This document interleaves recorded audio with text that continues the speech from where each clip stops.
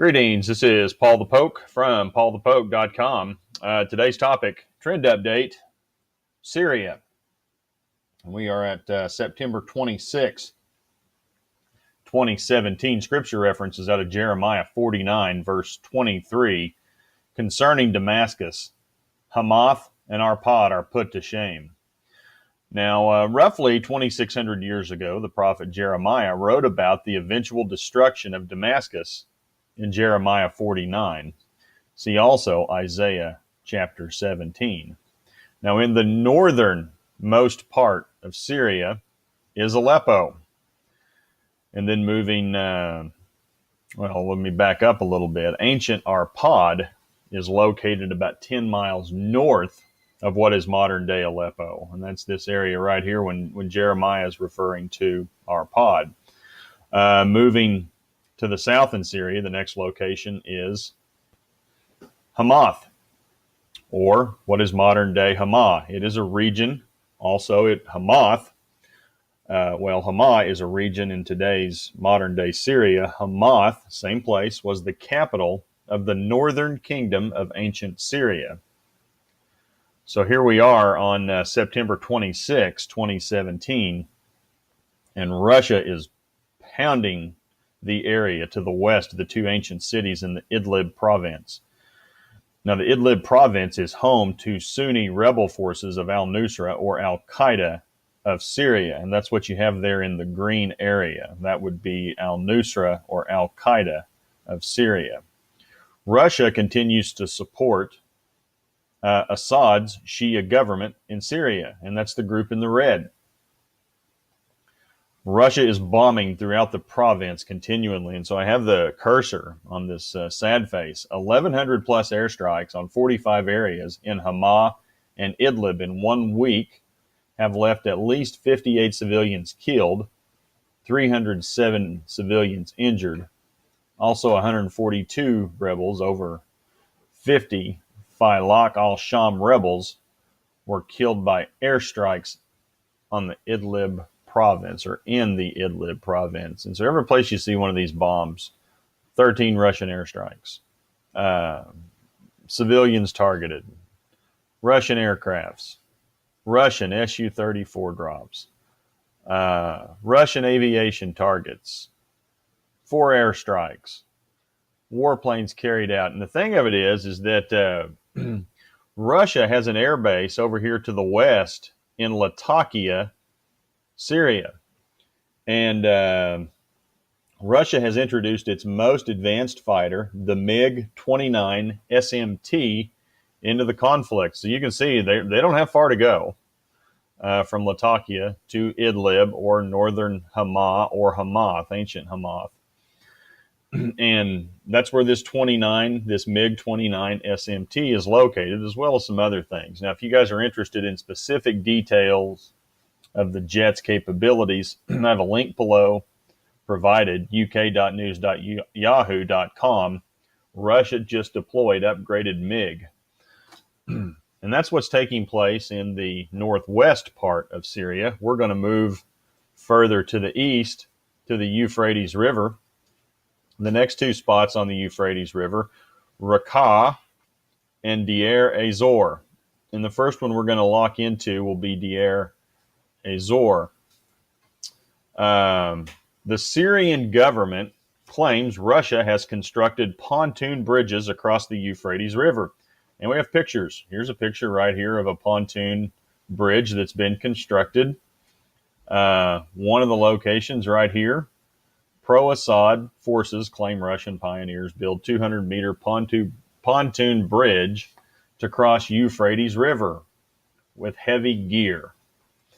Zoom in a little tighter. You can see a second bridge being constructed right south of the initial footage of Russian military constructing pontoon bridge over Euphrates River. So there are at least 2 bridges being built, pontoon bridges being built by the Russians in Deir Azor.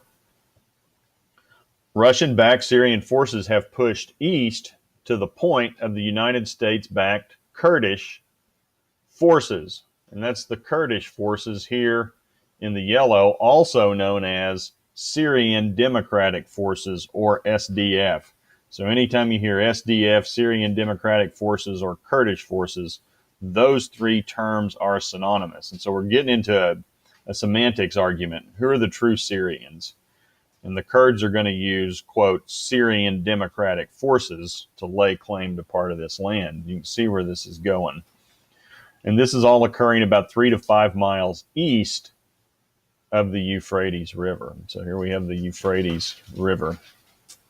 As we back this out and take a look at this, the Euphrates River is in effect operating as a point of division between Syrian Democratic forces, primarily Sunni, some Shia, some Christians mixed in that. I understand that. But it's predominantly Sunni in the yellow, and in the red, it's predominantly Shia forces, Russian-supported Shia forces of Assad. And that's this group here in the red. And we're going to back this up and go to Raqqa, Syria. Okay, we'll get in a tight shot of Raqqa. So the battle for Raqqa continues. Devastation in the city is profound. Sources on the ground indicate the United States-backed Kurds, SDF, again, Syrian Democratic Forces, now control 80 to 90% of the area. And they estimate roughly 700 to 1,000 ISIS fighters remain in the city. Military commanders estimate the liberation of Raqqa should take place within the next month. Kurds now control the grain silos for the city, so they got hold of some food. Yet medicine, food, and water remain in short supply. And I have a link provided for that as well. Reuters.com, U.S. Mideast crisis, Syria, Raqqa, Syrian militias aim to push Islamic State out of Raqqa within a month. And then we have this issue developing. That's unfortunate. That needs to show up. There we go. And what we will be looking at is a future potential Kurdistan. That's the yellow. The group in the yellow would be the Kurds. And this is a developing story. Kurds are voting for their independence. Early polling numbers show the Kurds are overwhelmingly in favor of their own country. Preliminary results indicate 93% in favor of the nation Kurdistan. Neighbors around the Middle East are less than enthused. President Recep Erdogan of Turkey is threatening military action and to cut off food supplies to the future country. Erdogan has indicated he will cut oil and gas lines coming from the region. And so this area here, Kirkuk, and to the east, to the Iranian border, is loaded with oil and gas. And so the Kurds would obviously be exporting oil and gas for part of their economy. Turkey also looks to control water flow of the Tigris River with the construction of the Ilisu Dam. And we will zoom in on this dam so you folks can get an idea what's going on. Here's the Tigris River coming out of Turkey.